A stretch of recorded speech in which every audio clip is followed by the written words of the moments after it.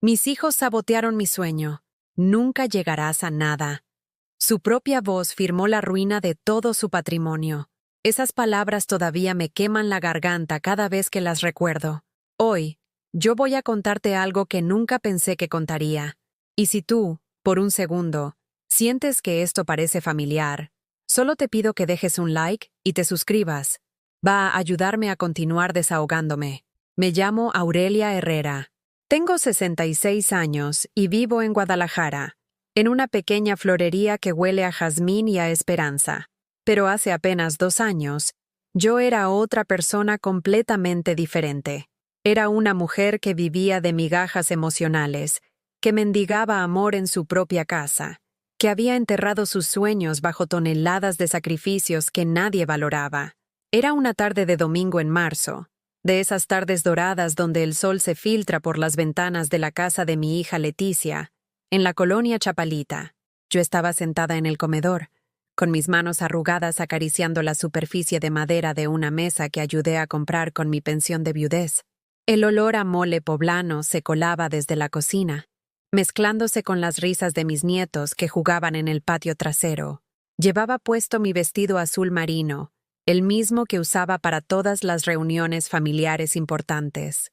No porque me gustara especialmente, sino porque Leticia una vez me dijo que, al menos ese no te hace ver tan mayor. Tenía el cabello recogido en un chongo sencillo, asegurado con una peineta de carey que había sido de mi madre. Mis zapatos negros de piel, los únicos buenos que tenía, hacían un pequeño ruido sobre el mosaico cada vez que movía los pies por nerviosismo. Julián, mi hijo mayor, estaba recostado en el sillón de cuero beige, con una cerveza Corona en la mano y los ojos perdidos en su teléfono. A sus 42 años, tenía esa actitud de superioridad que había desarrollado desde que se graduó de ingeniero. Su esposa, Carmen, ordenaba algo en la cocina con esa eficiencia fría que la caracterizaba. Leticia, mi hija menor, de 38 años, iba y venía entre la sala y el comedor, siempre ocupada, siempre con esa expresión de quien carga el mundo sobre los hombros. En mis manos sudorosas tenía un folder amarillo, gastado por el uso. Adentro guardaba recortes de periódicos sobre pequeños negocios exitosos, fotos de floristerías hermosas que había encontrado en revistas, y una hoja con números escritos a mano. Mis cálculos sobre cuánto necesitaría para hacer realidad mi sueño. «Hijos», dije, carraspeando un poco.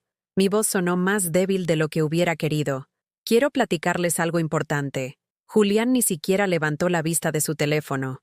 Leticia se detuvo en seco, como si hubiera dicho que iba a prender fuego a la casa. «¿Qué pasa, mamá?», preguntó Leticia, con ese tono que usaba cuando sabía que no le iba a gustar lo que escucharía. Respiré profundo. El corazón me latía tan fuerte que pensé que todos lo podrían escuchar. Había ensayado este momento durante meses, frente al espejo de mi recámara, en las noches cuando no podía dormir pensando en todo lo que había sacrificado. «Estoy pensando en abrir una florería», dije finalmente, abriendo el folder sobre la mesa. «Pequeñita, en el mercado de San Juan de Dios. Siempre ha sido mi sueño, desde que era joven, con lo que tengo ahorrado de mi pensión y si vendo algunas de mis cosas». El silencio que siguió fue tan espeso que podría haberse cortado con cuchillo. Julián finalmente levantó la cabeza, mirándome como si hubiera perdido la razón. Carmen salió de la cocina secándose las manos con un trapo, con esa expresión de fastidio que ponía cuando consideraba que alguien estaba diciendo tonterías. «¿Una florería?», repitió Leticia con una sonrisa que no llegaba a sus ojos. «¿Tú? Mamá». «Mira, madre», interrumpió Julián, poniéndose de pie y dejando la cerveza sobre la mesa de centro con más fuerza de la necesaria. «Ya basta de fantasías. Tienes 66 años. Ya viviste tu vida. ¿No crees que es hora de que te quedes quieta y nos dejes vivir la nuestra en paz?» Sus palabras me atravesaron como dagas heladas. Quedé mirándolo, tratando de encontrar en su rostro algún vestigio del niño que una vez lloró en mis brazos cuando se cayó de la bicicleta, del adolescente que me abrazaba cuando tenía pesadillas, del joven que me había prometido que siempre me cuidaría cuando su papá muriera. Pero Julián, yo solo pensé que... ¿Qué, mamá?», me cortó Leticia, acercándose a la mesa y cerrando mi folder de un golpe seco. ¿Que íbamos a aplaudir esta idea ridícula? Mira, seamos realistas. ¿Tú vendiendo flores? ¿Tú compitiendo con gente que lleva años en eso? Nunca llegarás a nada con esos planes descabellados. Carmen asintió desde su lugar, como si estuviera completamente de acuerdo con el veredicto. Los niños seguían jugando afuera, ajenos a cómo se estaba desmoronando mi mundo en ese comedor que olía a cera para muebles y a sueños rotos. Además, continuó Leticia, sentándose frente a mí y tomando mis manos con una falsa ternura que me erizó la piel. ¿Quién va a cuidar a los niños mientras yo trabajo en la clínica? ¿Quién va a ayudarme con la casa? Ya bastante haces con vivir aquí sin pagar renta. Al menos sé útil, mamá. Sentí que algo se quebraba dentro de mi pecho. No era mi corazón. Eso implicaría algo limpio, algo que se rompe de una vez. Esto era más como el sonido de madera vieja agrietándose bajo demasiado peso, un gemido largo y doloroso de algo que había estado soportando más de lo que podía durante demasiado tiempo. Me quedé sentada ahí, con mis manos temblando entre las de mi hija, mirando las caras de estos dos seres humanos que habían salido de mi vientre, que habían mamado de mi pecho, que habían sido mi razón de existir durante décadas. Y no encontré amor, no encontré respeto, solo encontré la misma expresión que pone la gente cuando mira a un perro callejero, fastidio mezclado con una pizca de lástima. Entiendo, susurré, aunque no entendía nada. Esa noche, acostada en la cama individual del cuarto de servicio que Leticia me había asignado cuando me mudé con ella después de que muriera mi esposo, miré las manchas de humedad en el techo y recordé. Recordé cuando vendí mi anillo de matrimonio para pagar la universidad de Julián. Recordé las noches sin dormir cuidando a Leticia cuando tuvo neumonía. Recordé todos los vestidos que no me compré, todas las salidas que cancelé, todas las veces que me tragué mis propias necesidades para que mis hijos tuvieran lo que querían. Recordé también cuando era joven y trabajaba en la florería de Doña Carmen, en el centro de Guadalajara. Cómo se me iluminaban los ojos al crear arreglos florales, cómo cada cliente me decía que tenía manos de oro para las flores. Recordé el sueño que guardé en un cajón cuando me casé, pensando que algún día, cuando los niños crecieran, cuando la vida se calmara un poco, podría retomarlo. Pero los niños crecieron y se volvieron adultos egoístas. La vida se calmó y se volvió una rutina de servir sin ser vista. Y mi sueño siguió ahí, en el cajón, amarillándose como una flor seca entre las páginas de un libro olvidado. En la oscuridad de esa habitación que olía a cloro y a soledad, tomé una decisión que cambiaría todo. No gritaría, no me enfrentaría a ellos esa noche, pero tampoco me rendiría, porque aunque ellos hubieran decidido que yo nunca llegaría a nada, yo acababa de decidir demostrarles lo equivocados que estaban. Los días siguientes pasaron como una nebla espesa. Me levantaba a las 5:30 de la mañana, como siempre había hecho desde que me mudé con Leticia. Preparaba el desayuno para todos, huevos con frijoles para Julián cuando se quedaba a dormir, avena con canela para los niños, café de olla bien cargado para Leticia y su esposo Roberto. Nadie me daba los buenos días.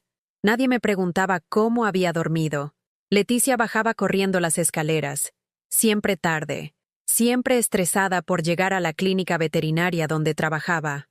Me dejaba una lista escrita a mano sobre la barra de la cocina, llevar a Mateo al dentista a las 3, recoger la ropa de la tintorería, comprar medicinas para Roberto, órdenes, nunca peticiones, nunca un por favor o un gracias.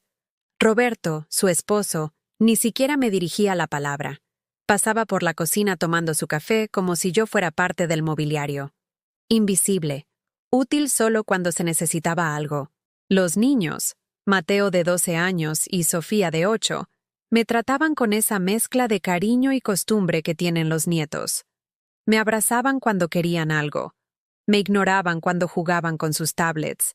Eran buenos niños, pero estaban aprendiendo de sus padres que yo era alguien de quien se podía disponer sin consideración. Durante esas semanas, después de la humillación del domingo, comencé a ver mi vida con una claridad dolorosa que antes no tenía. Era como si hubiera estado usando lentes empañados durante años y de repente alguien los hubiera limpiado. Cada interacción, cada gesto, cada palabra, tomaba un significado diferente. Recordé cuando Leticia se divorció de su primer marido, hace 8 años. Llegó a mi casa llorando, con los niños pequeños y sin un peso. Yo vendí mi refrigerador nuevo, el que había comprado con tanto esfuerzo de mi pensión, para darle el dinero del enganche de su departamento. Es solo temporal, mami. Me había dicho, en cuanto me estabilice, te lo regreso todo. Nunca me regresó nada. Cuando conoció a Roberto y se casó con él hace 5 años, yo seguía durmiendo en un colchón en el suelo y usando una hielera para conservar la comida. Recordé cuando Julián perdió su trabajo en la constructora donde trabajaba como ingeniero. Vino a la casa una noche, borracho y furioso, gritando que la vida era injusta, que nadie reconocía su talento. Yo saqué de mis ahorros 25,000 pesos que tenía guardados para arreglar el techo de mi casa, que goteaba cada temporada de lluvias. Se los di sin cuestionarlo. Para que te mantengas mientras encuentras algo mejor, mijo. Julián encontró trabajo 3 meses después. En una empresa mejor, ganando más dinero. Nunca mencionó los 25,000 pesos. Mi techo siguió goteando hasta que tuve que vender mi casa porque ya no podía costear las reparaciones. Y recordé también el día que murió su papá, mi querido Eduardo. Los médicos me dijeron que tenía cáncer en el páncreas, que le quedaban 6 meses de vida. Fueron los 6 meses más duros de mi existencia. Yo lo cuidé día y noche, le daba sus medicinas, lo bañaba cuando ya no podía hacerlo solo, le leía el periódico cuando perdió la vista. Julián visitaba los domingos, por 1 hora. Llegaba quejándose del tráfico, se sentaba en la sala viendo el fútbol y se iba diciendo que tenía cosas importantes que hacer. Leticia aparecía de vez en cuando con los niños, pero siempre tenía prisa. «Ay, mami, qué depresivo está todo aquí», decía, como si la enfermedad de su propio padre fuera culpa mía. Cuando Eduardo murió, en mis brazos, a las 3 de la madrugada de un martes de octubre, yo estaba completamente sola. Los llamé llorando. Julián me dijo que él se encargaría de todo lo legal, porque yo estaba muy emotiva para tomar decisiones importantes. Leticia dijo que me quedaría con ella unos días, mientras me recuperaba. Los unos días se convirtieron en 6 años. Una tarde de jueves, mientras planchaba la ropa de Roberto en el cuarto de lavado que olía a suavizante de telas y a humedad, escuché a Leticia hablando por teléfono en el patio. Pensé que era con alguna clienta de la clínica, pero cuando presté más atención, reconocí la voz del otro lado. Era Julián. No puede seguir así», decía Leticia, caminando de un lado al otro entre las macetas de geranios que yo regaba cada mañana. «Ya son 6 años, Julián.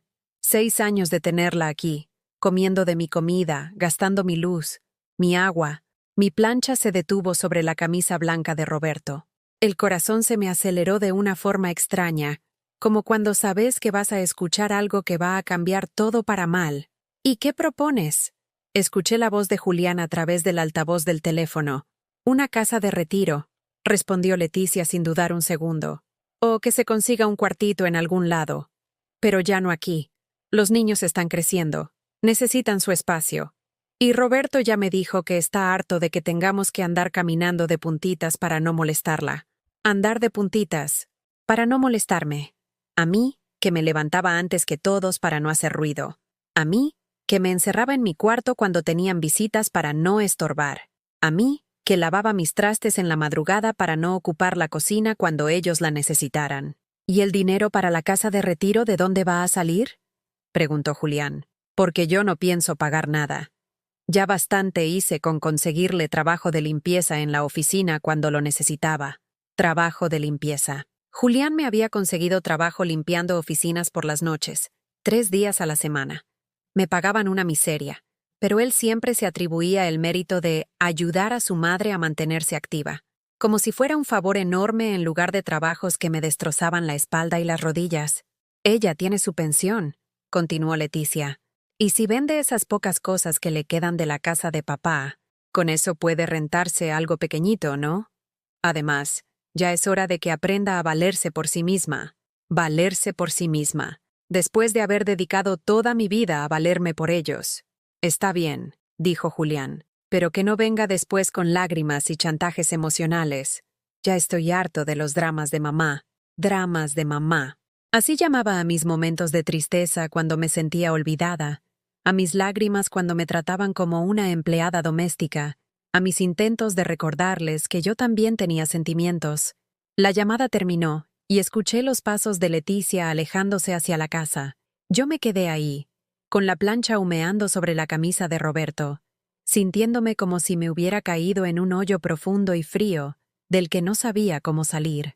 Esa noche, después de servir la cena, de lavar los trastes, de ayudar a Sofía con su tarea de matemáticas, me encerré en mi cuarto con una libreta vieja y un bolígrafo que encontré en el cajón de mi mesa de noche. Escribí 2 listas. La primera se llamaba Lo que he dado. Llené 3 páginas. Dinero, tiempo, salud, sueños, dignidad. Cada sacrificio que recordaba me dolía como una herida fresca. La segunda lista se llamaba Lo que he recibido. Esa página se quedó casi vacía. Solo pude escribir un techo y comida, como si fuera una mascota. Cerré la libreta y la guardé bajo mi almohada. Por primera vez en años, lloré sin tratar de ser silenciosa. Lloré fuerte, con sollozos que salían desde un lugar muy hondo, desde donde había guardado años de humillaciones y desprecios. Pero entre esas lágrimas, algo comenzó a crecer, algo parecido a la rabia, pero más limpio, más determinado, más mío. Al día siguiente, me levanté con una idea clara. No iba a confrontarlos todavía, no iba a hacer escenas dramáticas, pero sí iba a empezar a prepararme para la guerra que se avecinaba, porque por primera vez en mi vida, iba a pelear por mí. Y esta vez, iba a ganar. La mañana del viernes amaneció gris, como si hasta el cielo supiera que algo estaba a punto de cambiar. Me levanté a las 5 como siempre, pero esta vez no fui directamente a la cocina. Me quedé sentada en la orilla de mi cama, mirando por la ventana pequeña de mi cuarto hacia el patio trasero donde Leticia tenía sus plantas ornamentales, plantas que yo regaba, que yo podaba, que yo cuidaba como si fueran mías, pero que jamás podría tocar si ella no me lo ordenara. Tenía 58 años cuando me mudé a esta casa. Ahora tenía 66. 8 años de mi vida convertidos en una extensión de la voluntad de otros. 8 años donde mis propias necesidades habían sido tan irrelevantes que ya ni siquiera yo mismo las recordaba. Bajé a hacer el desayuno con una extraña calma. Puse el café a hervir en la estufa. Batí los huevos para el desayuno de los niños. Calenté las tortillas que había hecho la noche anterior. Cada movimiento era automático, resultado de años de repetir la misma rutina sin cuestionarla. Pero algo había cambiado en mi interior. Era como si hubiera despertado después de un sueño muy largo y muy confuso. Leticia bajó corriendo las escaleras, como todas las mañanas, con el cabello húmedo y buscando desesperadamente sus llaves del carro. «Mamá, ¿dónde están mis llaves?», me gritó desde la sala, con esa voz de emergencia que usaba para todo, desde llaves perdidas hasta calcetines sucios. «En la mesa del comedor», le respondí sin voltear a verla, concentrada en no quemar los huevos revueltos. Escuché sus tacones rápidos sobre el mosaico, el sonido metálico de las llaves, y después su voz otra vez. «Ah, y acuérdate que hoy tienes que llevar a Sofía a su clase de ballet a las 4, y pasar por el súper. Ya dejé la lista en el refrigerador, y Roberto llega tarde, así que dale de cenar hasta las 8. Ni buenos días, ni gracias». Ni siquiera me preguntó si yo tenía planes, si me sentía bien, si necesitaba algo. Yo era una agenda viviente, una empleada doméstica sin sueldo que funcionaba con órdenes escritas en post-its. «Está bien», respondí, pero esta vez no con la resignación de siempre. Esta vez con la voz tranquila de alguien que ha tomado una decisión. Después de que todos se fueran, Leticia al trabajo, Roberto a su oficina, los niños al colegio, me quedé sola en la casa que olía a café recién hecho y a productos de limpieza. Fui a mi cuarto y saqué de debajo del colchón una caja de zapatos vieja que había escondido ahí desde que me mudé. Adentro estaban mis documentos importantes: mi acta de nacimiento, mi credencial del INE, mi tarjeta de pensionado del IMSS y algo que ellos no sabían que tenía: los papeles de mi casa. Cuando Eduardo murió y tuve que vender la casa porque no podía mantenerla, Julián se había encargado de todo lo legal, como él decía. Pero lo que él no sabía era que yo había guardado una copia de todos los documentos. No por desconfianza, sino porque Eduardo siempre me había dicho: «Mija, nunca le entregues todos tus papeles a nadie, ni siquiera a los hijos. Siempre ten tus respaldos». Revisé cada documento con cuidado. La venta de mi casa había sido por 420,000 pesos.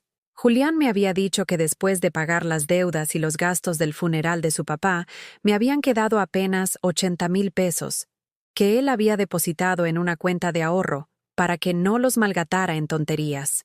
Esos 80,000 pesos habían desaparecido poco a poco en emergencias familiares, la computadora nueva de Mateo, los gastos médicos de Roberto cuando se lastimó la espalda, el viaje de graduación de Sofía del kinder. Pero según mis papeles, las únicas deudas reales de la casa habían sido 180,000 pesos del crédito hipotecario que aún quedaba y 35,000 pesos de gastos del funeral. Eso significaba que deberían haberme quedado 205,000 pesos, no 80,000. Me quedé sentada en mi cama, con los papeles temblando en mis manos, tratando de procesar lo que acababa de descubrir. Mi propio hijo me había robado. No había otra manera de decirlo. 125,000 pesos que legalmente eran míos habían desaparecido en los gastos legales, que él nunca me explicó en detalle. Sentí como si alguien me hubiera dado un golpe en el estómago. El aire se me escapó de los pulmones y tuve que agarrarme de la pared para no caerme. Julián, mi hijo mayor, el que yo había cargado en brazos cuando tenía fiebre, el que me había prometido cuidarme cuando su papá muriera, me había visto a los ojos durante 6 años sabiendo que me había robado. Pero esta vez, en lugar de colapsar y llorar como habría hecho antes, algo diferente sucedió dentro de mí. La traición era tan grande, tan obscena, que ya no cabía en el espacio que yo había reservado para las decepciones familiares. Se derramó y se convirtió en algo más útil. Determinación pura. Guardé los papeles en mi bolsa, me puse mi mejor vestido, el azul marino que ya no me importaba si les gustaba o no, y salí de la casa por primera vez en meses sin pedirle permiso a nadie. Tomé el camión en la parada de Niños Héroes, el que me llevaba hasta el centro de Guadalajara. Hacía tanto tiempo que no viajaba sola, que no tomaba decisiones sobre mi propio tiempo y mi propio destino, que el simple acto de sentarme junto a la ventana y ver pasar las calles me dio una sensación extraña de libertad. Bajé en la Plaza de Armas y caminé hacia la oficina de Conducef, la Comisión Nacional para la Protección y Defensa de los Usuarios de Servicios Financieros. Había visto sus comerciales en la televisión, pero nunca pensé que yo tendría que usar sus servicios.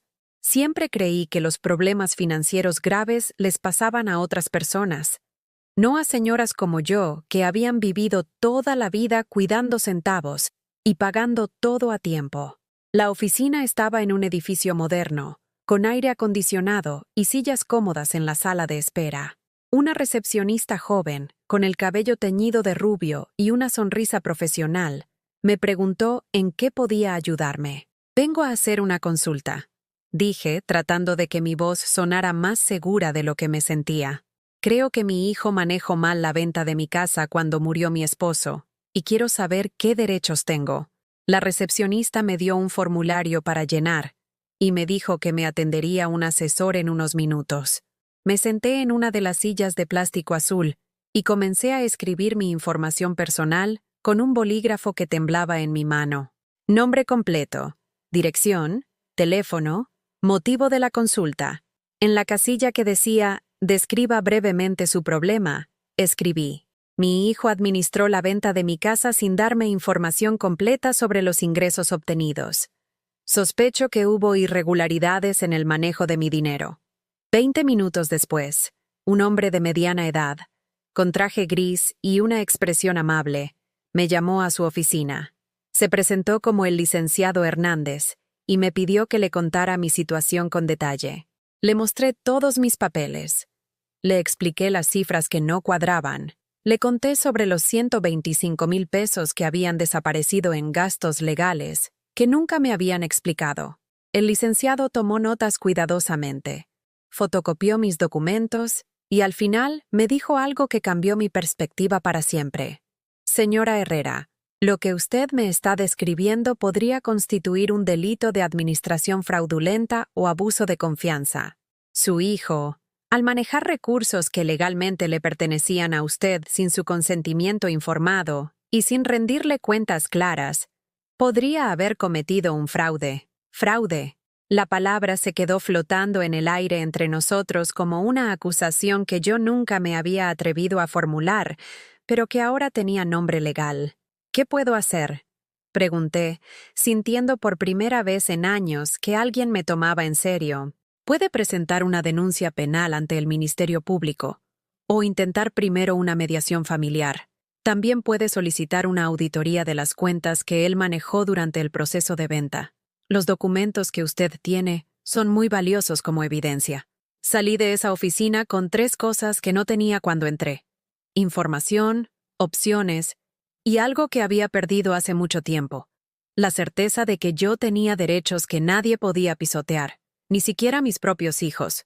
El camión de regreso a la casa se me hizo eterno. Cada calle que pasaba era una oportunidad más para pensarlo todo, para procesar lo que acababa de descubrir. No era solo el dinero. Era el hecho de que durante 6 años había vivido como una limosnera en casa de mi hija, pidiendo perdón por existir, cuando en realidad yo tenía recursos que me habían sido robados. Llegué a la casa a las 2 de la tarde. Leticia no estaba. Los niños seguían en el colegio, Roberto trabajando. Fui directamente a mi cuarto y saqué mi libreta. En una página nueva escribí Plan de acción. Y debajo de eso, por primera vez en años, comencé a hacer una lista de cosas que iba a hacer por mí misma, para mí misma, sin pedirle permiso a nadie. La primera línea decía: recuperar mi dinero. La segunda: recuperar mi dignidad. Y la tercera, escrita con una letra más firme: recuperar mi vida. Esa noche, cuando todos estuvieron dormidos, me quedé despierta planeando mi primera batalla. Y por primera vez en mucho tiempo, no tenía miedo, tenía esperanza. El lunes por la mañana llegó como una explosión, no por algo que hubiera pasado, sino por algo que no pasó. Yo no me levanté a las 5:30. Por primera vez en 8 años, decidí quedarme en la cama hasta las 7. Escuché los pasos apresurados de Leticia en el pasillo, su voz gritando desde la cocina: «¡Mamá! ¡Mamá! ¿Dónde está el desayuno de los niños?». Después escuché a Roberto refunfuñando algo sobre el café, y los quejidos de Mateo porque no encontraba su uniforme limpio. Me quedé acostada, mirando el techo, escuchando el caos que se desarrollaba al otro lado de mi puerta. Era extraño sentir esa paz mientras ellos se desesperaban, como si fuera la primera vez que respiraba aire puro después de años ahogándome. Finalmente me levanté, me vestí despacio, y salí de mi cuarto cuando ya todos se habían ido corriendo, dejando un desastre en la cocina. Trastes sucios apilados en el fregadero, café derramado sobre la estufa, migajas por toda la mesa del desayunador. En el refrigerador encontré el post-it de siempre, pero esta vez lo leí con otros ojos. Mamá, llevar a Sofía a ballet, recoger medicinas de Roberto, hacer las compras, lista pegada, lavar la ropa de la semana, planchar camisas. No llegues tarde por Sofía. L. No llegues tarde por Sofía. Como si yo alguna vez hubiera llegado tarde a algo. Como si mis 8 años de puntualidad perfecta no contaran para nada. Tomé el post-it y lo rompí en pedazos pequeños. Los dejé sobre la barra de la cocina como confeti amarillo. Después me serví una taza de café, me senté en la mesa del comedor, la mesa que había ayudado a comprar con mi dinero robado, y marqué el número del licenciado Hernández. Buenos días, licenciado. Soy Aurelia Herrera, la que vino el viernes por lo de mi casa. Claro, señora Herrera. ¿En qué la puedo ayudar? Quiero hacer la denuncia. Ya lo decidí. Hubo una pausa del otro lado de la línea. Después escuché su voz, más seria. Perfecto. ¿Puede venir esta tarde a mi oficina? Necesitamos preparar algunos documentos adicionales antes de ir al Ministerio Público. Esa tarde, a las 3, estaba sentada otra vez frente al escritorio del licenciado Hernández. Esta vez, llevaba una carpeta con todos los papeles que había encontrado en mi cuarto. No solo los de la casa, sino también recibos de dinero que les había dado a mis hijos a lo largo de los años, transferencias que había hecho desde mi cuenta de pensión, hasta las notas escritas a mano donde ellos me pedían préstamos que jamás me regresaron. Señora Herrera, me dijo el licenciado después de revisar todo, lo que tenemos aquí es evidencia de un patrón de abuso financiero que va más allá de la venta de su casa. Su hijo ha estado apropiándose indebidamente de sus recursos durante años. Apropiación indebida, abuso financiero, palabras que le daban nombre legal a lo que yo había sentido como amor mal correspondido. ¿Qué tan grave puede ser esto para él? Pregunté, porque por más traicionada que me sintiera, seguía siendo su madre. Podría enfrentar cargos penales. La administración fraudulenta y el abuso de confianza son delitos graves. Si se comprueba, podría ir a la cárcel. Cárcel. La palabra me golpeó como un puño en el estómago. Durante un momento, la imagen de Julián tras las rejas me hizo dudar de todo, pero después recordé la conversación telefónica que había escuchado, sus planes de mandarme a un asilo, la forma en que hablaba de mis dramas. Recordé los 125,000 pesos que me robó mientras me veía a los ojos durante 6 años fingiendo que me ayudaba.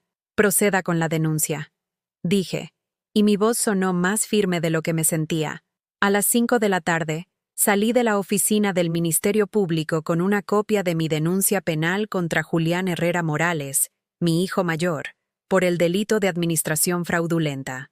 El papel temblaba en mis manos, pero no de miedo, de algo parecido al alivio. Regresé a la casa a las 6:30. Leticia estaba esperándome en la sala, con los brazos cruzados y una expresión que nunca le había visto. Furia pura. ¿Dónde estabas?, me gritó antes de que pudiera cerrar la puerta. Sofía se quedó esperándote en el ballet hasta las 5:30. La maestra me tuvo que llamar al trabajo. Me hiciste quedar como una irresponsable. Me quedé parada en la entrada, con mi bolsa colgando del brazo, mirándola. Era increíble.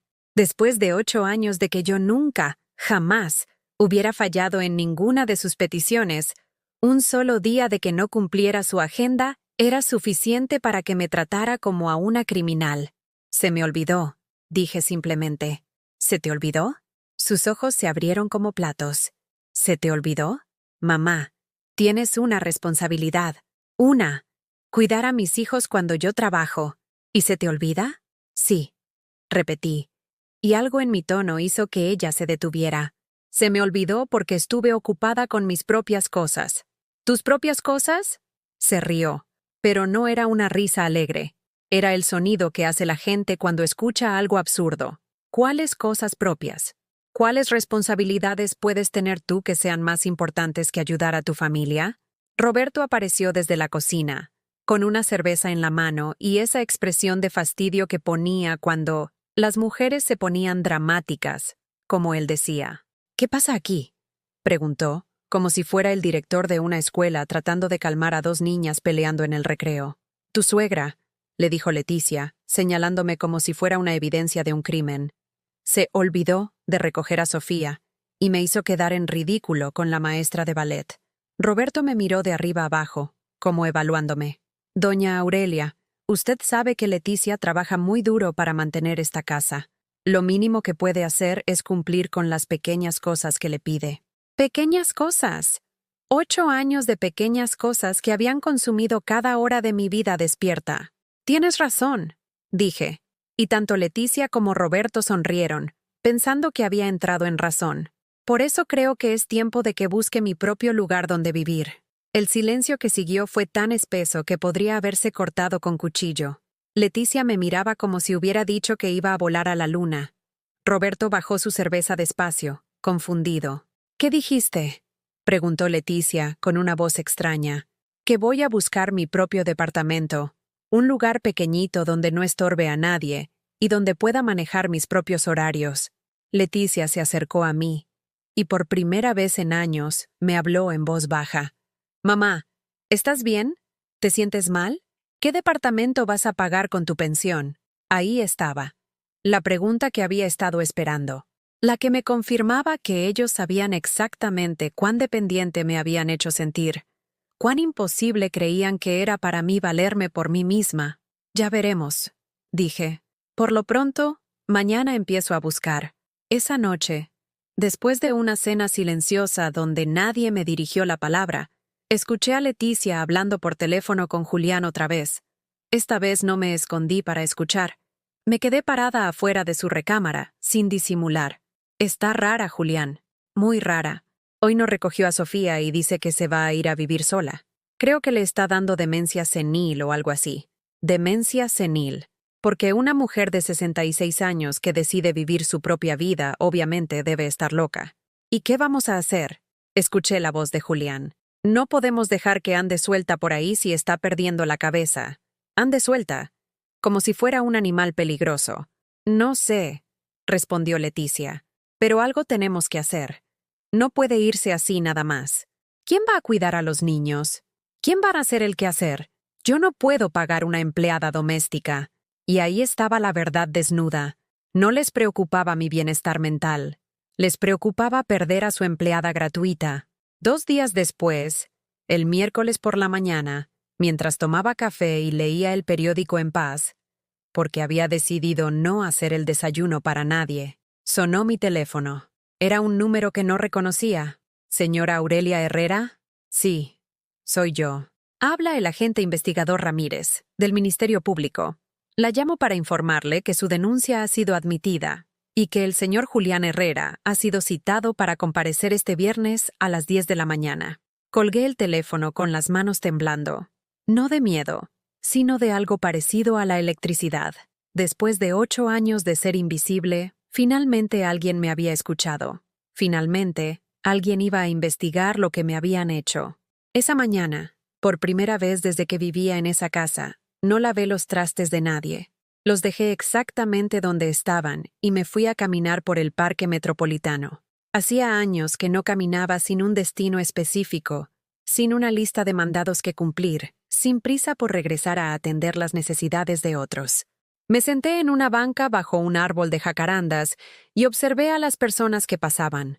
Estudiantes yendo a la universidad, señoras haciendo ejercicio, parejas de viejitos tomados de la mano. Vida normal, gente que vivía para sí misma. Y por primera vez en décadas, me pregunté, ¿qué quiero hacer con el resto de mi vida?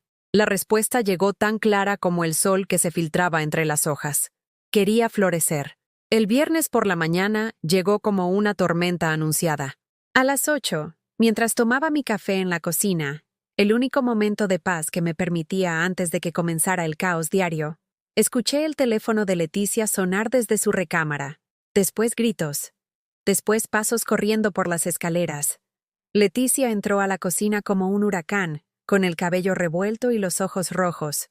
Detrás venía Roberto, todavía en pijama, con una expresión de confusión total. ¿Qué le hiciste a Julián?, me gritó Leticia, sosteniendo su teléfono como si fuera una evidencia de un crimen. Me quedé sentada, con mi taza de café entre las manos, mirándola. Por primera vez en años, no me levanté automáticamente cuando alguien me gritó. No pedí disculpas por algo que no había hecho. Solo la miré y esperé. Te hice una pregunta, insistió acercándose a la mesa. ¿Qué le hiciste a mi hermano? No le hice nada, respondí con una calma que me sorprendió a mí misma. Solo ejercí mis derechos. ¿Cuáles derechos? Roberto se metió en la conversación con esa voz de hombre que piensa que puede intimidar a las mujeres si habla lo suficientemente fuerte. ¿De qué está hablando doña Aurelia? De los 125,000 pesos que Julián me robó cuando vendió mi casa. Las palabras cayeron sobre la cocina como piedras en agua quieta. Leticia se quedó con la boca abierta. Roberto parpadeó varias veces, como si no hubiera entendido lo que dije. ¿Robó? Leticia se rió, pero era una risa nerviosa. Mamá, Julián no te robó nada. Él se encargó de todo cuando murió papá porque tú estabas demasiado triste para pensar con claridad. Sí estaba triste, admití, pero no estaba loca. Y tengo todos los papeles que comprueban que de los 420,000 pesos de la venta de mi casa, solo recibí 80,000. El resto desapareció en gastos legales que nunca me explicaron. Roberto se sirvió café con movimientos bruscos, derramando líquido sobre la barra. Doña Aurelia, usted no entiende cómo funcionan estas cosas. Los trámites legales cuestan dinero. Los notarios, los abogados, los impuestos. Ya fui con un abogado. Lo interrumpí. Ya sé exactamente cuánto cuestan esas cosas. y no cuestan 125,000 pesos. El silencio que siguió fue diferente a todos los silencios incómodos que había vivido en esa casa. Este no era el silencio de quien se siente culpable por existir. Era el silencio de quien acaba de poner todas las cartas sobre la mesa. «No puedes estar hablando en serio», dijo Leticia finalmente, sentándose frente a mí con movimientos lentos. «No puedes estar pensando en demandar a tu propio hijo». «No lo estoy pensando», respondí. «Ya lo hice. Ayer presenté la denuncia penal. Hoy a las 10 de la mañana Julián tiene que comparecer ante el Ministerio Público». Leticia se puso pálida. Roberto dejó caer su taza sobre la barra, y el café se derramó por todo el mosaico. «¿Estás loca?», me gritó Leticia, poniéndose de pie tan rápido que la silla se tambaleó. «Es tu hijo, es mi hermano, es el papá de mis sobrinos. ¿Cómo puedes hacerle esto?». Por primera vez en 8 años, yo también me puse de pie y la miré directamente a los ojos. ¿Cómo pudo él hacérmelo a mí? «Pero él te ayudó», insistió. «Él se encargó de todo. Te trajo a vivir aquí. Te hemos dado techo y comida durante años». Ahí estaba otra vez. La narrativa de que yo debería estar agradecida por las migajas, de que ser tratada como una empleada doméstica sin sueldo era un favor que me hacían. «Leticia», dije, y mi voz sonó extrañamente tranquila. «Yo no les pedí que me trajeran a vivir aquí. Ustedes decidieron que era la opción más conveniente para ustedes. Yo tenía mi casa, tenía mi dinero, tenía mi vida. Tu hermano me quitó todo eso con mentiras y después me dijeron que debería estar agradecida. Era por tu bien», gritó.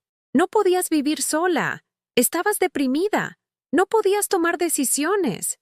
«Estaba de luto», le grité de vuelta, y fue la primera vez en años que alcé la voz en esa casa. Mi esposo había muerto. Tenía derecho a estar triste. Pero eso no les daba derecho a robarme. Roberto se acercó a nosotras con las manos levantadas, como si fuéramos 2 animales salvajes que necesitaban ser calmados. «Ya, cálmense las dos. Doña Aurelia, siéntese. Vamos a hablar esto como gente civilizada». «No», dije, y la palabra salió con tanta firmeza que hasta yo me sorprendí. «No voy a sentarme. No voy a calmarme. Y no voy a seguir fingiendo que lo que me hicieron está bien». En ese momento, como si el universo hubiera decidido que el drama necesitaba un crescendo, sonó mi teléfono. Era Julián. Contesté sin dudar, poniéndolo en altavoz para que todos escucharan. «Mamá, ¿qué carajos es esto de una denuncia penal?». Su voz atravesó la cocina como un grito de rabia. «¿Te volviste completamente loca?». «Buenos días, Julián», respondí con una calma que me sorprendió. «Veo que ya te enteraste». «Por supuesto que me enteré. Recibí una citación del Ministerio Público. Me están acusando de robo. ¿Tienes idea de lo que esto puede hacer a mi carrera? ¿A mi reputación?». Su carrera. Su reputación. Ni una sola pregunta sobre por qué yo había llegado a este punto. Ni una palabra de arrepentimiento o explicación. «Julián», dije. Y todos en la cocina se quedaron callados para escuchar. «Te voy a preguntar algo muy simple. ¿Dónde están los 125,000 pesos que faltaron de la venta de mi casa?». Hubo una pausa larga del otro lado de la línea. Después su voz, ahora más calmada pero igual de fría. «Mamá, ya hablamos de esto 1000 veces. Hubo gastos, muchos gastos.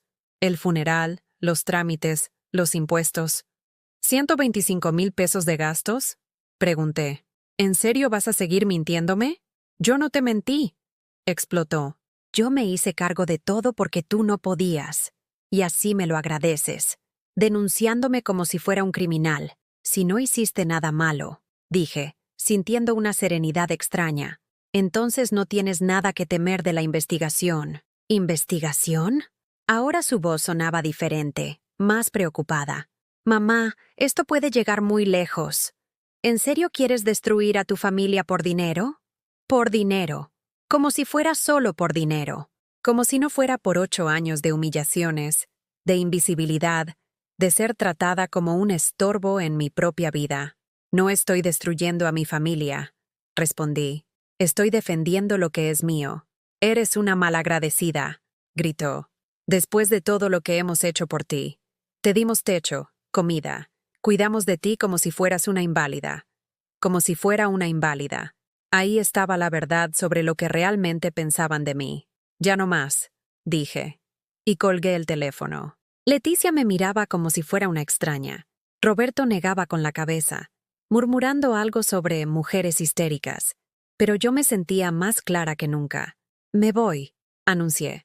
Hoy mismo empaco mis cosas y me voy. ¿A dónde?, preguntó Leticia. Y por primera vez escuché algo parecido al miedo en su voz. No tienes dinero, no tienes casa, no tienes nada.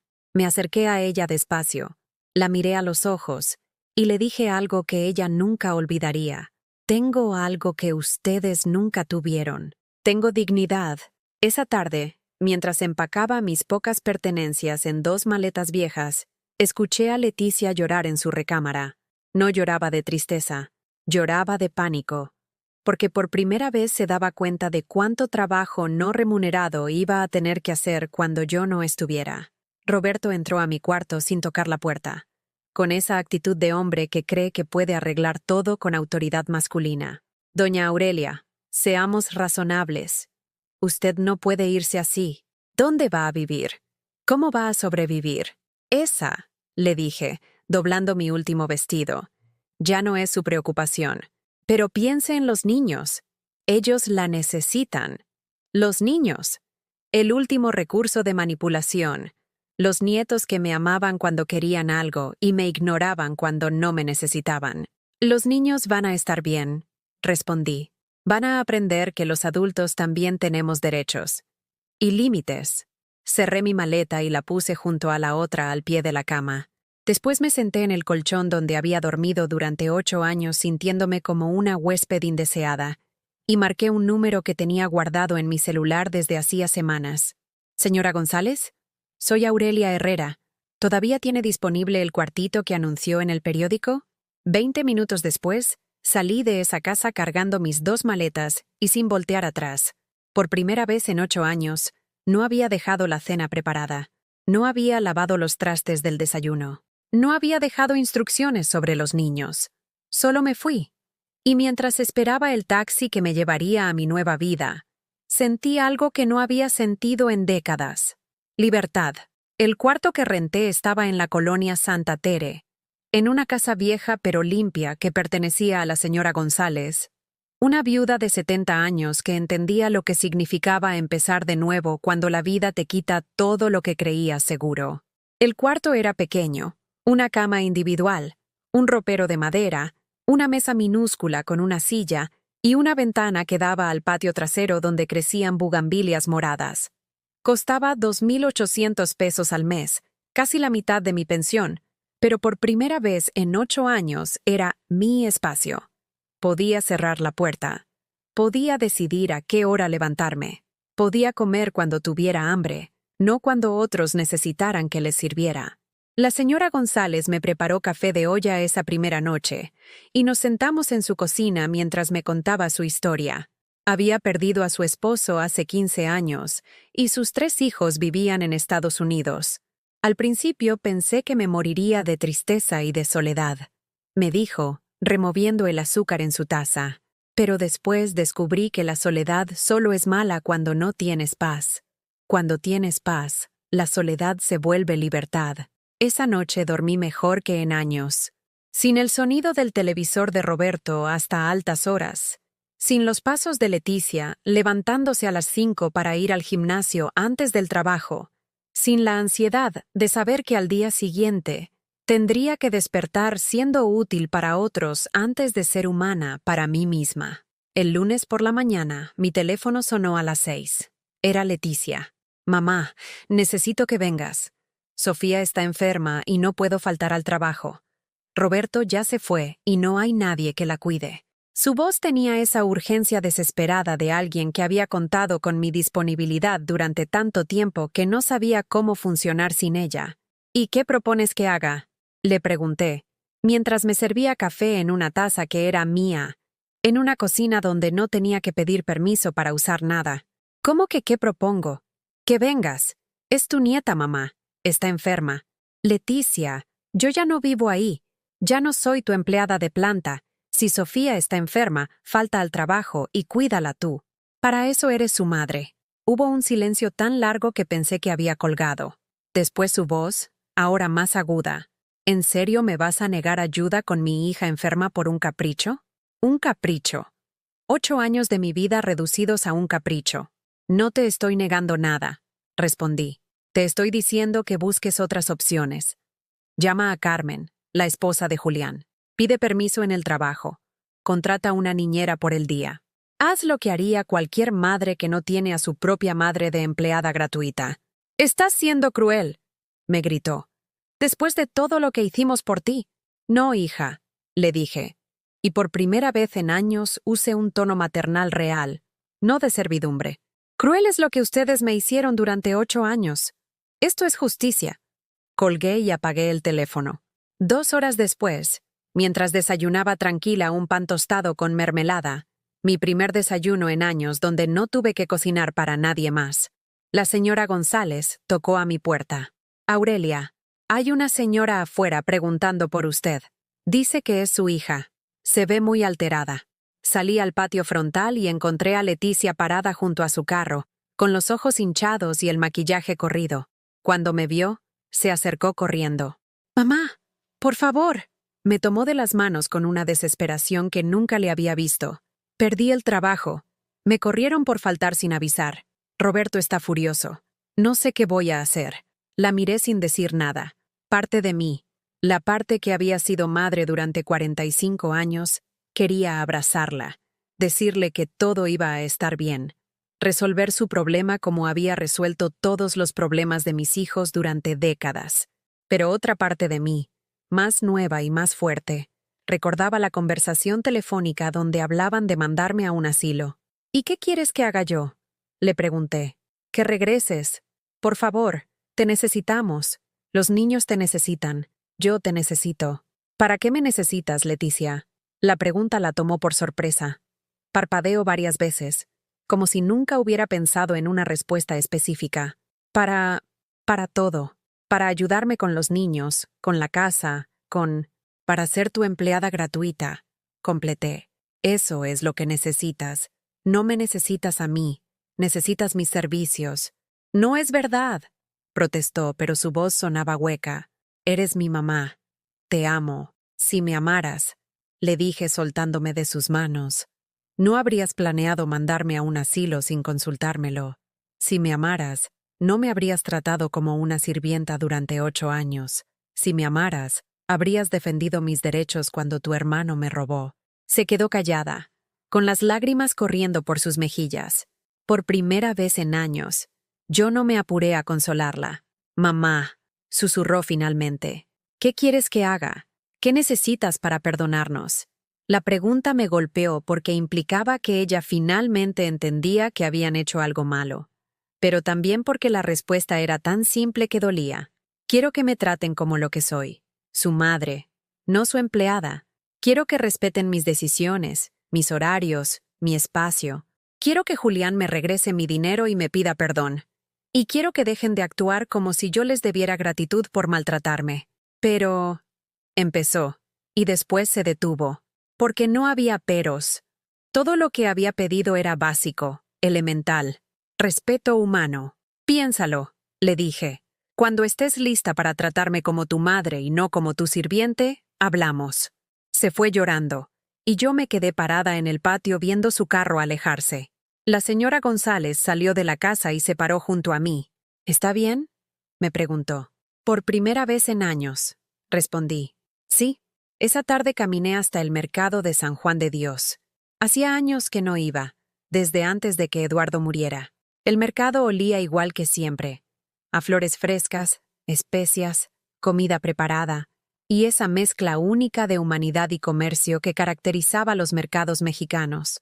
Me paré frente a las floristerías, viendo a las señoras arreglar ramos de rosas, gladiolas, margaritas.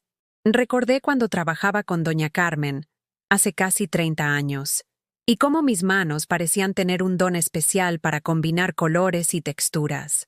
Una de las floristeras, una mujer de mi edad con el cabello teñido de rubio, notó que llevaba varios minutos parada ahí. ¿Busca algo especial?, me preguntó. Trabajo, respondí sin pensar. Se rió. pero no de manera cruel. ¿Sabe de flores? Trabajé en esto hace muchos años. Antes de casarme, me miró de arriba abajo, evaluándome. ¿Puede venir mañana a las 6 de la mañana?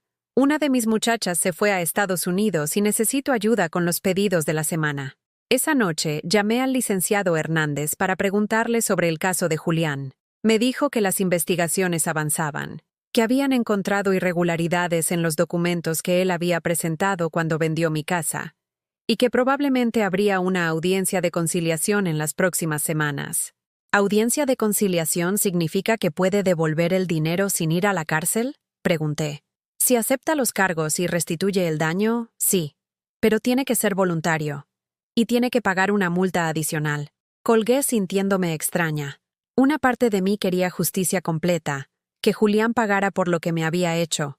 Pero otra parte, la parte que todavía era su madre, esperaba que fuera lo suficientemente inteligente como para aceptar la conciliación. El martes por la mañana, a las 5:30, me levanté y me vestí para ir al mercado.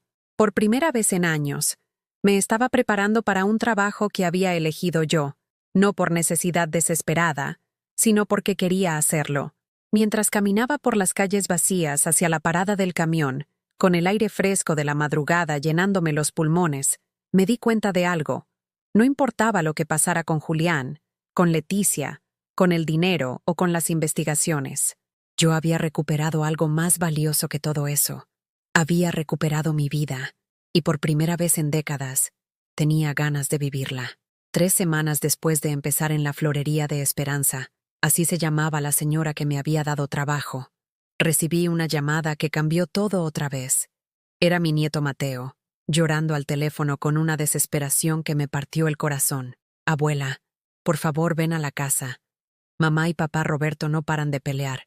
Sofía está llorando y yo no sé qué hacer. Por favor, abuela. Te necesitamos. Eran las 8 de la noche de un jueves. Acababa de llegar a mi cuarto después de un día largo pero satisfactorio, armando arreglos florales para un bautizo. Tenía las manos manchadas de tierra y olían a jazmín y rosas. Y por primera vez en años, me sentía útil de una manera que tenía que ver conmigo, con mis habilidades, no solo con mi disponibilidad. Mateo, corazón, le dije, sentándome en mi cama. ¿Dónde está tu mamá? Encerrada en su cuarto, gritándole a alguien por teléfono. Creo que al tío Julián.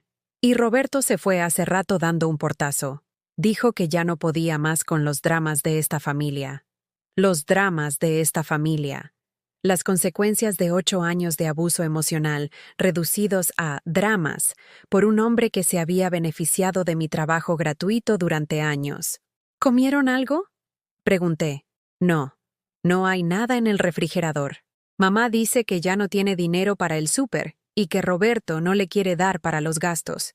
Cerré los ojos y respiré profundo. Mis nietos estaban pagando las consecuencias de las decisiones de sus padres, y eso me dolía más que todas las humillaciones que había soportado. Está bien, Mateo. Dame la dirección de donde están y voy para allá. Pero solo por ustedes. ¿De acuerdo? Sí, abuela. Gracias. Tomé un taxi que me costó 120 pesos, casi todo lo que tenía en la bolsa para gastos de la semana, y llegué a la casa que había sido mi prisión durante 8 años. Se veía diferente desde afuera, más pequeña, menos imponente. Ya no era el lugar donde yo no tenía derecho a opinar. Era simplemente una casa donde vivían personas que habían tomado decisiones equivocadas. Mateo me abrió la puerta y se me echó encima llorando. Tenía 12 años, pero en ese momento parecía mucho menor, abrumado por responsabilidades que no le correspondían. Sofía salió corriendo de la sala y también me abrazó. «Abuela, pensé que ya no nos querías», me dijo, y su vocecita quebrada me recordó por qué había venido. «Las amo más de lo que pueden imaginar», les dije, abrazándolos a los dos. «Por eso tuve que irme, para poder quererse a sí mismo primero, antes de poder querer bien a otros». Los llevé a la cocina y revisé el refrigerador. Estaba prácticamente vacío. Medio cartón de leche cortada, unas tortillas duras, un pedazo de queso mohoso. En la despensa encontré una lata de frijoles y arroz. Con eso preparé una cena sencilla pero nutritiva. Mientras cocinaba, Leticia bajó de su cuarto.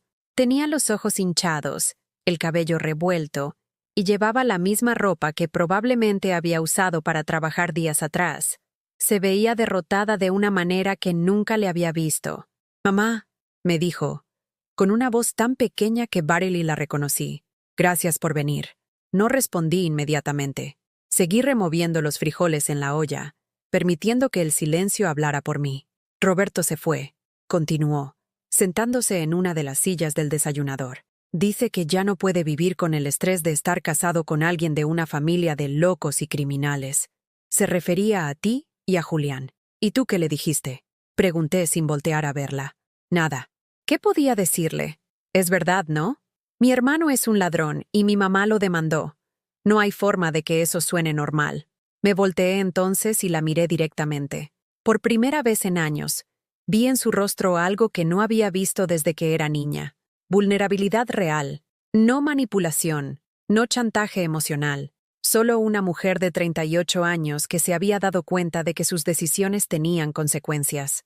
Leticia, le dije, tu hermano no es un ladrón porque yo lo haya demandado. Yo lo demandé porque es un ladrón. Y Roberto no se fue porque yo haya buscado justicia. Se fue porque cuando las cosas se pusieron difíciles, demostró que no era el tipo de hombre que se queda para enfrentar problemas. Se quedó callada, viendo cómo serví 2 platos de arroz con frijoles para los niños. ¿Quieres que me quede esta noche?, le pregunté. Los niños están asustados. Asintió sin decir nada, y por primera vez en semanas, vi lágrimas genuinas en sus ojos. No lágrimas de frustración o manipulación, sino de una madre que se había dado cuenta de que había perdido el control de su vida. Esa noche dormí en el sofá de la sala. Los niños se sintieron lo suficientemente seguros como para dormir en sus propias camas, sabiendo que yo estaba ahí. Leticia desapareció en su cuarto después de cenar, y no volvió a salir. A las 3 de la madrugada, sonó mi teléfono. Era Julián. «Mamá, necesito hablar contigo. Es urgente». Su voz sonaba diferente. No tenía la arrogancia de siempre, ni la rabia de la última vez que habíamos hablado. Sonaba cansado, derrotado. «¿Qué pasa, Julián? El abogado me dijo que si no llego a un acuerdo contigo, van a girar una orden de aprehensión. La evidencia es muy clara. Los documentos que presenté cuando vendimos tu casa tienen alteraciones obvias». Alteraciones obvias. Así llamaba a sus mentiras ahora. «¿Y qué propones?», pregunté. «Que nos veamos. Que hablemos. Que arreglemos esto en familia, sin abogados ni ministerios públicos. Julián, llevamos 20 días tratando de arreglar esto en familia. No has mostrado el menor interés en devolver lo que me robaste hasta que la ley te puso una pistola en la cabeza». «No te robé», explotó, y por un momento regresó el Julián arrogante de siempre. Tal vez no manejé todo perfectamente, pero mis intenciones eran buenas». «Tus intenciones», le dije, «no pagan mis 125,000 pesos perdidos». Hubo un silencio largo. Después, su voz, ahora más pequeña. «¿Qué quieres que haga? Que vengas mañana por la noche a casa de tu hermana. Que traigas el dinero completo. Los 125,000 pesos más los intereses que habría ganado en 6 años. Y que me pidas perdón, delante de tus hijos, delante de Leticia, delante de todos». «¿Intereses? ¿De cuánto estamos hablando?» «Tu abogado te puede hacer el cálculo exacto, pero son aproximadamente 180,000 pesos en total». El silencio que siguió fue tan largo que pensé que había colgado. «No tengo tanto dinero líquido», dijo finalmente. «Entonces véndete algo. Empeña algo. Pide prestado. Haz lo que tengas que hacer. Tienes 48 horas. ¿Y si no puedo? Entonces nos vemos en los tribunales. Y ya no habrá posibilidad de arreglo familiar». Colgué el teléfono y me quedé sentada en el sofá, en la oscuridad de esa sala que conocía tan bien. Por primera vez desde que había empezado toda esta situación, sentí algo parecido a la compasión por Julián. No por lo que me había hecho, sino por el hombre en que se había convertido. Alguien tan acostumbrado a mentir y manipular que había perdido la capacidad de asumir responsabilidad por sus acciones hasta que no tuvo otra opción. Al día siguiente, viernes, no fui a trabajar. Llamé a Esperanza para explicarle la situación familiar. y ella me dijo algo que me quedó grabado. Mija, la familia es como las plantas. A veces tienes que podar las ramas enfermas para que el árbol completo pueda sanar. Pasé el día limpiando la casa de Leticia, no porque ella me lo pidiera, sino porque los niños merecían vivir en un ambiente ordenado mientras procesaban todo lo que estaba pasando. Leticia me ayudó sin que se lo pidiera, y trabajamos en silencio durante horas, como si el acto de limpiar juntas fuera una forma de limpiar también todo lo que había pasado entre nosotras. Por la tarde, mientras los niños hacían tarea en la mesa del comedor, Leticia se sentó junto a mí en la cocina. «Mamá», me dijo, «quiero pedirte perdón».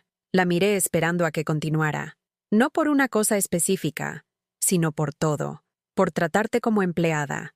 Por no defenderte cuando Julián manejó lo de la casa de papá. Por planear mandarte a un asilo sin preguntarte qué querías.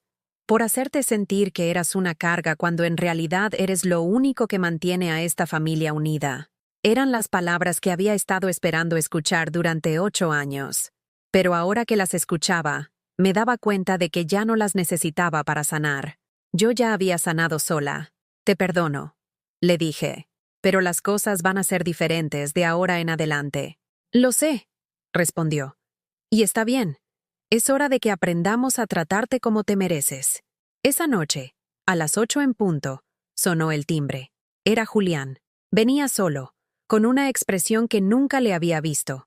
Humildad genuina mezclada con miedo.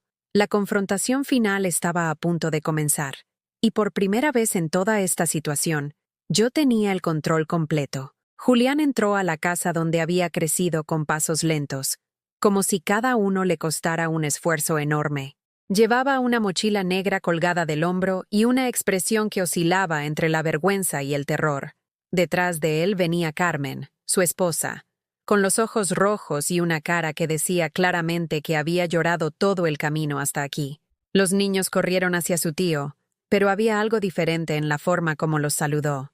No era el Julián seguro de sí mismo que conocían, el que siempre tenía dinero para comprarles dulces y que hablaba con la autoridad de quien sabía más que todos los demás.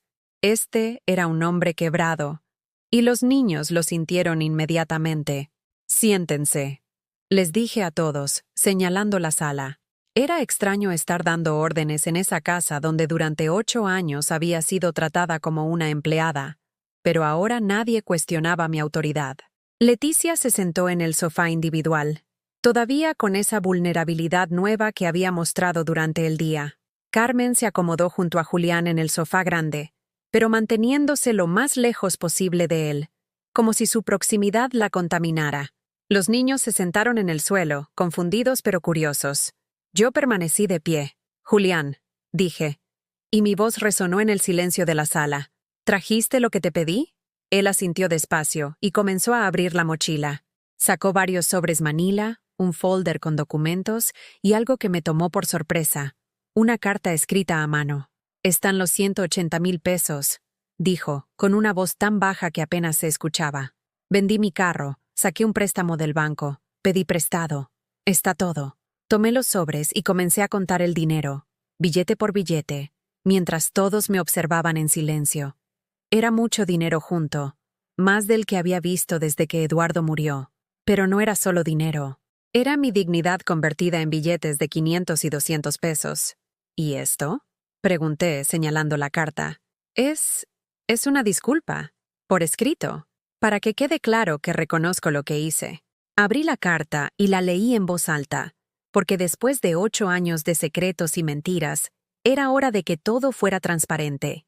Yo, Julián Herrera Morales, reconozco que me apropié indebidamente de 125,000 pesos que legalmente pertenecían a mi madre, Aurelia Herrera, viuda de Morales, durante el proceso de venta de su casa en el año 2018.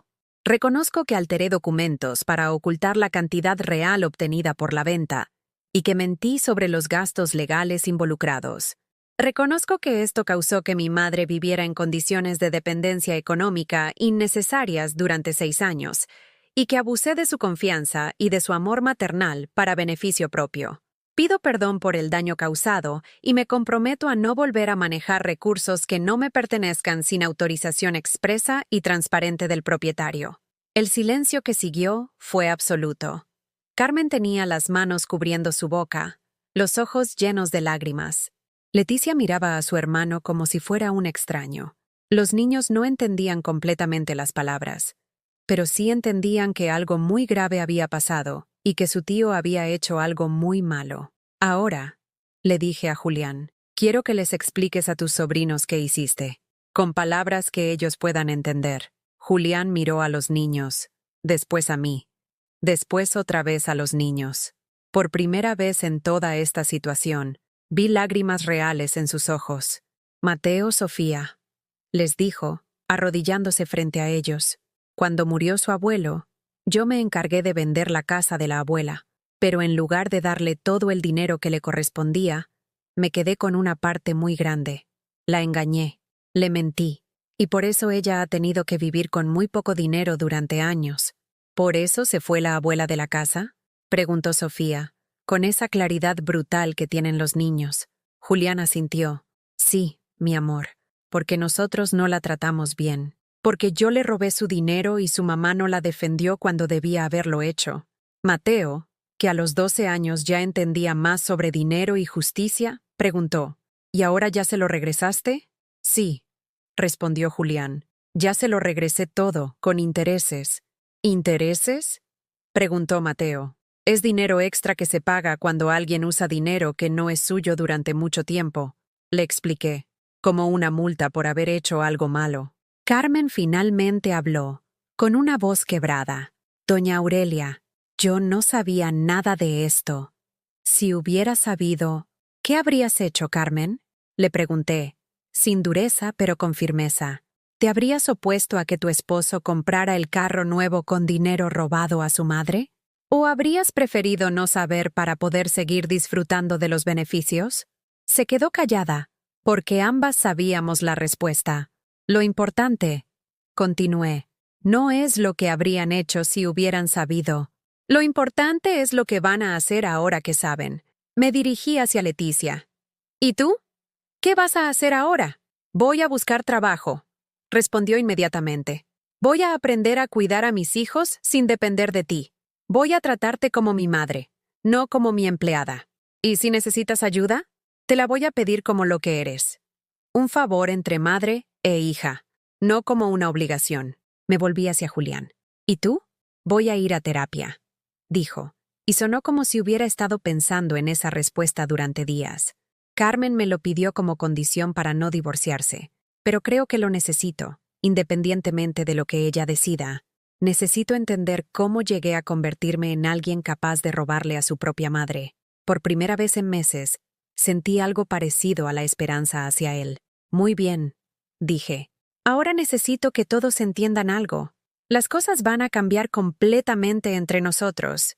Les expliqué mis nuevas condiciones. Ya no viviría con ninguno de ellos. Ya no estaría disponible 24 horas para resolver sus emergencias. Ya no cocinaría, limpiaría o cuidaría niños como obligación automática. Si querían mi ayuda, tendrían que pedírmela con respeto, darme tiempo para decidir y aceptar cuando les dijera que no. ¿Y si aceptamos todo eso?, preguntó Leticia. ¿Volveremos a ser una familia? La pregunta me golpeó porque implicaba que ella finalmente entendía que habíamos dejado de serlo en algún momento. Nunca dejamos de ser familia, le respondí, pero sí dejamos de tratarnos con amor y respeto. Eso es lo que vamos a recuperar. Esa noche, después de que Julián y Carmen se fueran, él había insistido en irse a un hotel porque necesitaba procesar todo esto solo. Me quedé otra vez en el sofá de Leticia, pero esta vez no porque los niños me necesitaran para sentirse seguros. Esta vez porque quería asegurarme de que Leticia estuviera bien después de una noche tan intensa. A las 2 de la madrugada, la escuché levantarse y bajar a la cocina. La encontré sentada en la mesa del desayunador, con una taza de té y una libreta abierta frente a ella. ¿Qué haces?, le pregunté. Haciendo números, respondió, calculando cuánto necesito para mantener la casa sin Roberto, planificando cómo voy a conseguir trabajo, pensando en cómo explicarles a los niños que las cosas van a ser diferentes pero que van a estar bien. Me senté junto a ella y vi su libreta. Había hecho listas meticulosas de gastos, posibles trabajos, horarios para cuidado de niños. Por primera vez en años, la vi tomando responsabilidad real por su vida. ¿Tienes miedo?, le pregunté. Mucho, admitió. Pero también tengo algo que no había sentido en años. Respeto por mí misma. Verle a mi hermano reconocer lo que hizo, verte a ti recuperar tu dignidad, me hizo darme cuenta de que yo también perdí la mía en algún momento. ¿Cuándo? Cuando decidí que era más fácil que tú resolvieras mi vida que aprender a resolverla yo misma. Cuando me acostumbré a tratarte como empleada porque así podía seguir sintiéndome como la hija mimada que nunca creció. Era la conversación más honesta que habíamos tenido en décadas. ¿Sabes qué es lo más extraño de todo esto?, le dije. Que recuperar mi dinero fue lo menos importante. Lo más importante fue recuperar mi voz, mi derecho a decir que no, mi derecho a tener mi propia vida. ¿Y ahora qué vas a hacer con esa vida? Sonreí, y fue la primera sonrisa genuina que había compartido con ella en años. Voy a abrir mi florería, y esta vez nadie me va a decir que es una idea ridícula o que nunca voy a llegar a nada. Al día siguiente, sábado por la mañana, fui al banco a depositar los 180,000 pesos. Era la primera vez en 6 años que tenía una cantidad significativa de dinero a mi nombre. Pero más importante aún, era dinero que había recuperado por mí misma, luchando por lo que me correspondía. La empleada del banco, una joven que no podía tener más de 25 años, me preguntó si quería abrir una cuenta de inversión o si tenía planes específicos para esa cantidad. Voy a abrir un negocio, le dije, y las palabras sonaron más reales que nunca. Una florería. ¡Qué bonito!, respondió con genuina alegría. ¿Ya tiene el local? Todavía no, pero ya tengo algo más importante. Tengo la certeza de que me lo merezco. Mientras caminaba de regreso a mi cuarto en casa de la señora González, con el comprobante de depósito en mi bolsa y el sol de mediodía calentándome la cara, me di cuenta de que había terminado una etapa de mi vida y estaba empezando otra completamente nueva. Ya no era Aurelia la víctima, ya no era Aurelia la empleada doméstica gratuita, ya no era Aurelia la que mendigaba amor y respeto de su propia familia. Ahora era simplemente Aurelia, una mujer de 66 años con un sueño, con dinero para hacerlo realidad y con toda la dignidad del mundo para vivirlo. ¿Has vivido alguna vez algo parecido? Cuéntame en los comentarios. Y si esta historia te llegó al corazón, deja tu like y suscríbete al canal para que este mensaje llegue a alguien más que necesite escucharlo.